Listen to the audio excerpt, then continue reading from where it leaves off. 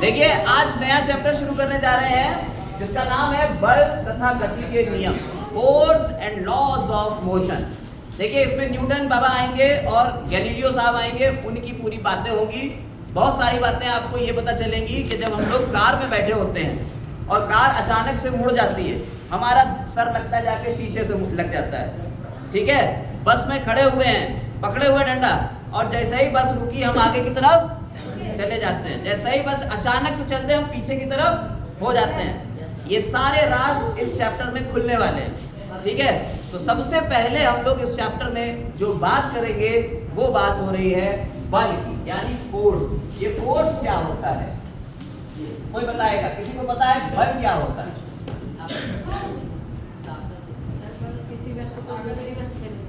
बस बल जो है, देखिए आप कोई कह रहा है कि धक्का देना, ताकत लगाना, ताकत है। बल एक सबसे पहली चीज है, बल एक बाह्य कारक। कैसा कारक है? बाह्य कारक है, यानी कि एक्सटर्नल फैक्टर है। कैसा है ये? एक्सटर्नल फैक्टर है। बहुत इंपॉर्टेंट बात है, इस बात को समझिए। बल क्या है? एक एक्सटर्नल फैक्टर है, बाह्य कारक। ये बाहर से लगता है।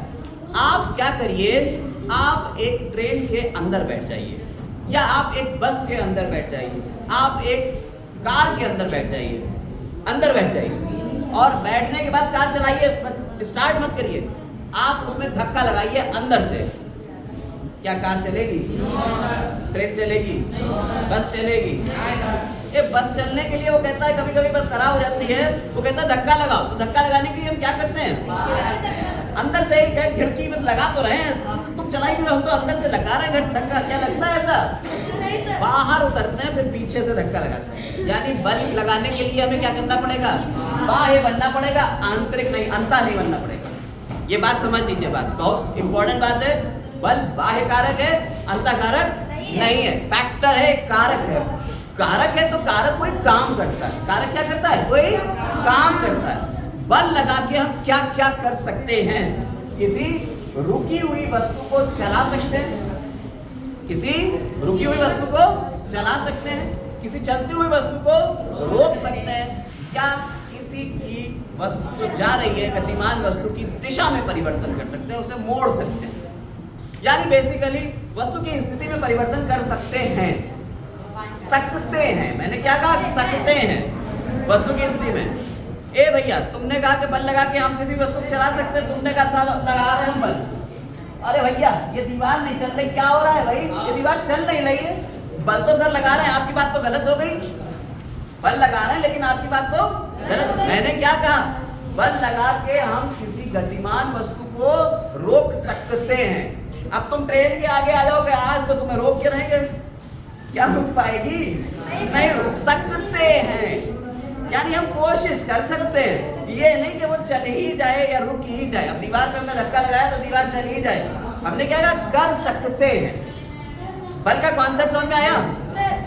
बल का कॉन्सेप्ट समझ में? बल क्या है? बल वह बाह्य कारक है, परिभाषा सुनिएगा।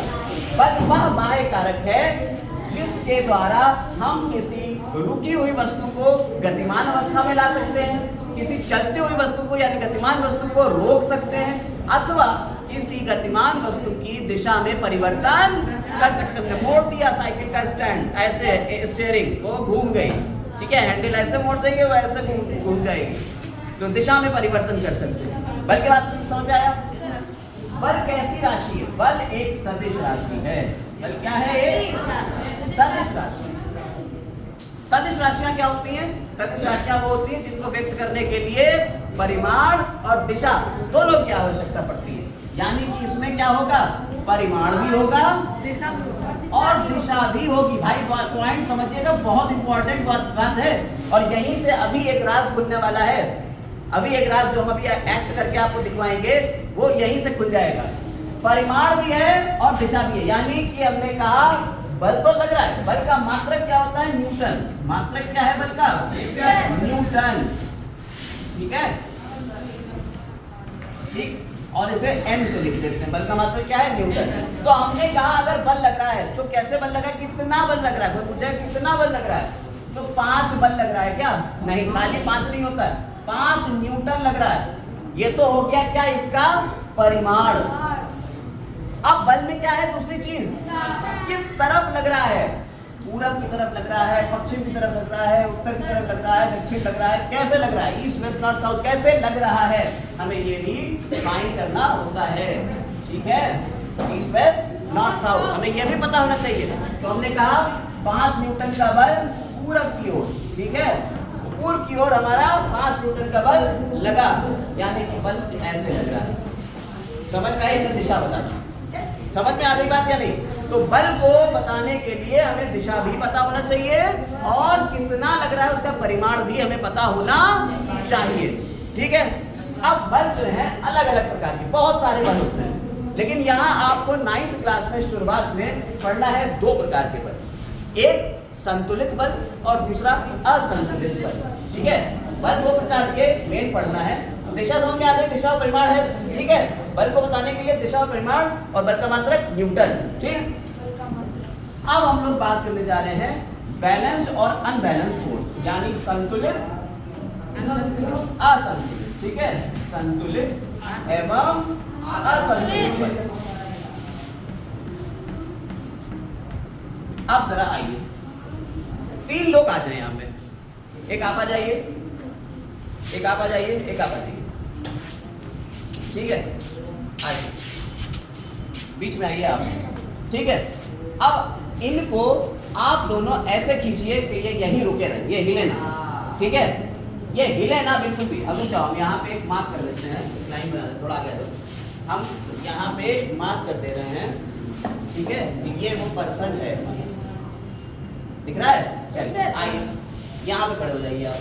ठीक, अब आप इन्हें खींचेंगे, ये यहाँ से हिलना नहीं चाहिए, खींचिए। बल लगा रहा है, बल लग रहा है, लेकिन ये हिल नहीं रहा है, अपनी जगह में परिवर्तन नहीं हो रहा है। ठीक है, तो अगर इस स्थिति में परिवर्तन नहीं हो, बल लग रहा है दोनों तरफ, यानी कि अब एक मिनट जाइए, अब इधर आ जाइए आप लोग, अभी आपकी जरूरत पड़ेगी, इधर आइए। इसके ऊपर मान लीजिए इस बंदे ने लगाया 5 न्यूटन का फोर्स और 5 ही न्यूटन का फोर्स इस बंदे ने लगाया। दोनों की दिशाएं विपरीत हैं, परिमाण और दिशा दोनों चीजें थी। ये बंदा हिला नहीं, ये यहीं का यहीं रहा, है ना। तो ऐसा बल जो इधर और इधर दोनों तरफ बराबर लगे, यानी दोनों का परिमाण समान हो। परिमाण बता रहे हैं, परिमाण कैसा है, समान है, लेकिन दिशाएं कैसी हैं, एक दूसरे के विपरीत। ठीक, ऐसा बल कैसा बल है ये, संतुलित बल, यानी कि इसकी स्थिति में कोई परिवर्तन नहीं हुआ। बल लगाओ और बल लगाए दोनों तरफ से और स्थिति में परिवर्तन नहीं हुआ, तो ऐसा बल कैसा बल है, ये संतुलित बल है। क्लियर हो गई बात या नहीं। रस्सा कसी का खेल देखते हैं, वो इधर खींच रहा है, वो उधर खींच रहा है, बहुत देर तक रस्सी रुकी रहती है, पहले तो बराबर हो रहा है, फिर कहीं को ताकतवर वाला उसने तेज खींच लिया तो चला गया।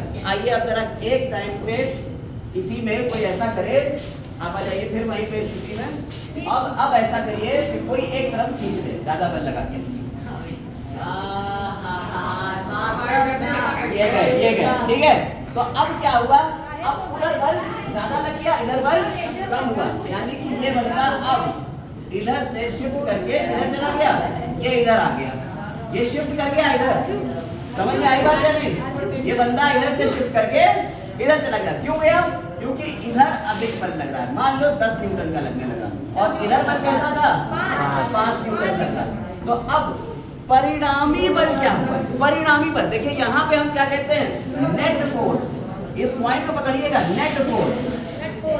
हम लोग जितना भी काम कर रहे हैं दुनिया में, जितना भी काम हो रहा है वो इसी के ऊपर चल रहा है, नेट फोर्स के ऊपर, यानी परिणामी। देखो भाई, हमें एक बात बता दे रहे, बल तो इसने इधर भी लगाया, बल इसने इधर भी लगाया, परिणाम क्या आया, इन दोनों का परिणाम क्या आया, 0। पहली स्थिति में बल का परिणामी बल कितना था, लेकिन बल लग रहा था, लेकिन परिणामी बल कितना हो गया, रिजल्टेंट फोर्स कितना हुआ, 0। परिणामी बल यानी रिजल्टेंट, ठीक है, रिजल्टेंट फोर्स कितना हो गया, परिणामी बल 0 हो गया पहली स्थिति में। जब संतुलित अवस्था में था, संतुलित बल थे, तो परिणामी बल कैसा होगा? शून्य होगा। ये पॉइंट पकड़ लीजिए। क्यों? 5 उधर भी लग रहा है, 5 इधर भी लग रहा है। तो हम किसी एक तरफ को मानते हैं। यहाँ पे हम क्या करेंगे? इस स्थिति, पहली स्थिति पकड़ रहे हैं, हम क्या करेंगे? किसी एक तरफ को मान लेंगे। एक तरफ 5 न्यूटन जो बल लग रहा है वो प्लस वाला है। अगर हमने उधर वाला प्लस का मान लिया है, बच्चों ध्यान देना है यहीं पे, क्योंकि कोलिजन जब आएगा तो उसमें बहुत दिमाग लगाना पड़ेगा, इसलिए यही पढ़ लो। अगर बल उधर लग रहा है तो हमने एक तरफ का तो प्लस मान लिया। जब हमने मान लीजिए ये 4 दिशाएं थी, हमने इस दिशा को प्लस मान लिया, तो ये वाली दिशा कैसी हुई? माइनस हो गई। तो एक तरफ प्लस बल लग रहा है और दूसरी तरफ माइनस का 5 न्यूटन लग रहा है। तो नेट बल कितना हुआ? परिणामी कितना आया? 0। परिणामी कितना हो गया? अरे 5 ये प्लस का है, ये माइनस का है।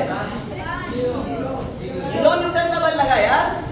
10 कहाँ होगा? 5 उधर है, माइनस का, ये 5 10 का है। जब उन्हें जोड़ोगे विपरीत चिन्ह है, घट जाएंगे, खत्म हुआ। समझ में आएगा? अब दूसरी स्थिति पर, ये वाली दूसरी स्थिति। जब दूसरी स्थिति की बात कर रहे हैं, तुमने 5 न्यूटन 10 न्यूटन माना प्लस का, 10 न्यूटन तुमने मान लिया, और 5 न्यूटन इधर लग रहा है और माइनस का 5 न्यूटन हो गया। तो परिणामी बल कितना हुआ? 5 न्यूटन। 5 कैसा? प्लस का माइनस का? प्लस का 5 न्यूटन। प्लस का 5 हमने इधर वाली दिशा मानी थी, पूरब दिशा में चलने लगा, तो इसलिए ये उधर दिशा किया था लड़का। देखा तुमने? समझ में आया? तो 2 तरीके के बल आपने पढ़ लिए। एक होता है संतुलित बल और दूसरा असंतुलित बल। संतुलित और असंतुलित बलों के बारे में आपको समझ में आ गया? पूरा समझ में आ गया? ये भी समझ में आएगा कैसे हम निकालेंगे कि किधर चलेगा, किधर पॉजिटिव लेंगे, किधर नेगेटिव लेंगे। हम मान लेते हैं राइट साइड में इधर वाले सारे पॉजिटिव दे देते हैं और इधर वाले सारे हम नेगेटिव दे देते हैं। ठीक है? तो जितने भी इधर फोर्स लग रहे हैं राइट साइड में, वो सब पॉजिटिव ले लो। जितने लेफ्ट साइड में लग रहे हैं वो नेगेटिव ले लो। परिणामी बल निकाल लोगे अपने आप। अगर मान लो लेफ्ट साइड में, अब मान लो इधर जो है इस लड़के को इधर ज्यादा फोर्स लग रहा था, तो इस लड़के पे इधर जो है वो 10 न्यूटन लगा और इधर 5 न्यूटन लगा। तुम्हें ये पता है कि तुमने राइट साइड वाला प्लस किया हुआ है, तो परिणामी बल कैसे निकालोगे? परिणामी बल आपने कहा ये प्लस का 5 है न्यूटन में और माइनस का 10 न्यूटन। तो परिणामी बल क्या हुआ? माइनस का 5 न्यूटन। ये माइनस क्या बता रहा है हमें? माइनस क्या बता रहा है? माइनस ये बता रहा है दिशा किधर है। वो इस दिशा में जाएगा, वो इस दिशा में जाएगा। समझ में आई बात क्या नहीं? माइनस तो ये बता रहा है। और कितना लग रहा है परिणामी बल? 5 न्यूटन, यानी उसके बल 5 न्यूटन का लग रहा है। अब आपने कहा एक आदमी है, वो एक संदूक सर के ऊपर रखा हुआ लिए चला जा रहा है कि भैया किसी का बोझा ढो रहा है, वो पैसे उसे मिलेंगे। स्टेशन पे देखा होगा कुली ले जाता है। अब वो कुली जो ले जा रहा है, ये क्या संदूक गिर रहा है नीचे? क्या संदूक ऊपर चला जा रहा है? ये तो वहीं का वहीं है। यानी कि इस संदूक के ऊपर मान लीजिए एक लड़का था बेचारा, मजदूर, उसने पढ़ाई नहीं करी थी आप लोगों जैसी, आप उसको हासिल से नहीं मिले, तो क्या हुआ? बेचारा ये बन गया कुली। अब इस कुली ने जब बोझा उठाया तो इस बोझे के ऊपर यहाँ नीचे बल लग रहा होगा। भाई जमीन ग्रेविटी नीचे खींच रही है, तो ये नीचे उसका धस जाना चाहिए। अरे उसका घुस जाना चाहिए बेचारा, वो ऐसे बैठता है। ऐसा क्या होता है? वो तो ऐसा अपना मस्त चल रहा है ना, कुली तो चलता ही। अब तो फिर क्या हो रहा है? इसकी वजह से यहीं पे इसको रिएक्शन फोर्स मिलता है, उतना ही बल ऊपर की तरफ जाता है। तो जितना बल नीचे जा रहा है उतना ही बल ऊपर आ रहा है। दोनों बलों ने एक दूसरे को क्या कर लिया? संतुलित कर लिया, समान हो। तो ये जो बक्सा है बिना नीचे धस रहा है ना ऊपर जा रहा है, इसलिए ये बल कैसा है? संतुलित बल। समझ में आएगी? क्या इसके ऊपर बल नहीं लग रहा है क्या कोई?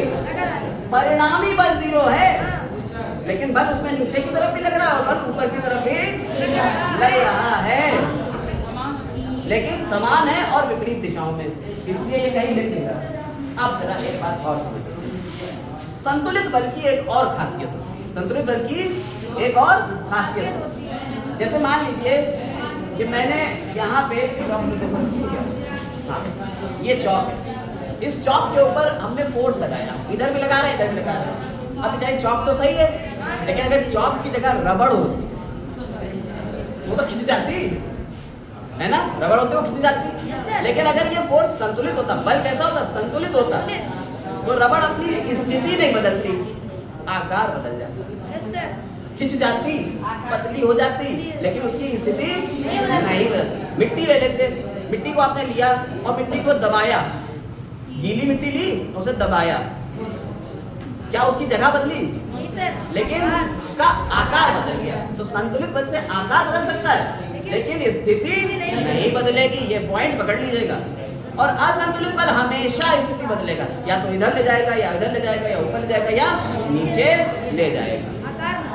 आकार बदल सकता है, लेकिन स्थिति परिवर्तन संतुलित में नहीं, असंतुलित बल में होगा। असंतुलित बल में स्थिति में परिवर्तन होगा और संतुलित बल में स्थिति में परिवर्तन नहीं होगा। तो आज हमने ये बल के बारे में सीखा। कल से जो नया टॉपिक शुरू होगा वो है लॉज ऑफ मोशन। इसमें न्यूटन बाबा आएंगे और इसके आगे की बातें आपको पता चलेगी कि क्यों ये धक्का लगने वाला जो अभी शुरुआत हमने कही थी ऐसा क्यों होता है, ये यहीं से समझ में आएगा। 3 नियम है, पहला, दूसरा, तीसरा। इन तीनों नियमों के बारे में हम लोग पढ़ेंगे। आज के लिए बस इतना ही।